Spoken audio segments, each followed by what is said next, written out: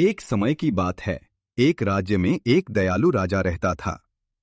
राजा को अपने राज्य की सच्चाई जानने की इच्छा हुई, तो वह एक दिन साधारण कपड़े पहनकर अकेले ही जंगल की सैर पर निकल पड़ा। जंगल बहुत घना और राज्य से दूर था। चारों तरफ पेड़ों की हरियाली और पक्षियों की चहचहाहट गूंज रही थी। चलते चलते राजा की मुलाकात एक छोटे ग्वाले लड़के से हुई, जो अपनी गाय, भैंस और बकरियां चरा रहा था। राजा को अकेले देख ग्वाला बोला, अरे भैया, आप इस जंगल में अकेले क्यों घूम रहे हो? यहाँ खतरनाक जानवर रहते हैं, आपको खतरा भी हो सकता है। मैं अपने राज्य को अच्छे से जानना और समझना चाहता हूँ। बताओ, तुम्हें इस जंगल में कोई परेशानी तो नहीं?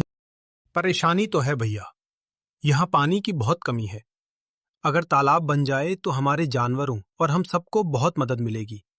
कभी कभी दिन दिन भर हमारे जानवरों को प्यासे रहना पड़ता है। राजा को यह सुनकर बहुत आश्चर्य हुआ।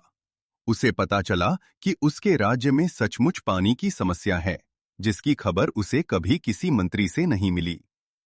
राजा ने मन ही मन फैसला कर लिया कि वह इस समस्या का समाधान जरूर करेगा। क्या तुमको पता है, मैंने सुना है यहाँ का राजा अपने प्रजा की बातों को सुनता है।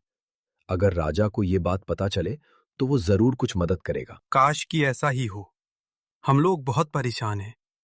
कोई इस समस्या को अगर राजा तक पहुंचा दे तो अच्छा। अगले ही दिन जंगल में तालाब खुदावाने का काम शुरू हो गया।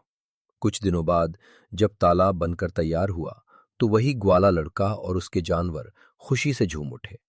तभी राजा अपने असली रूप में वहां आया। मैं ही तुम्हारा राजा हूं। उस दिन तुम्हारी बात ने मुझे अपने राज्य की सच्चाई दिखाई। महाराज, आपने हमारी बात सुनी, यही सबसे बड़ी खुशी है। ये समस्या बहुत गहरी थी। उस दिन से राजा ने ठान लिया कि वह समय समय पर अपने राज्य में आम लोगों के बीच जाकर उनकी समस्याएं सुनेगा और उसका समाधान करेगा।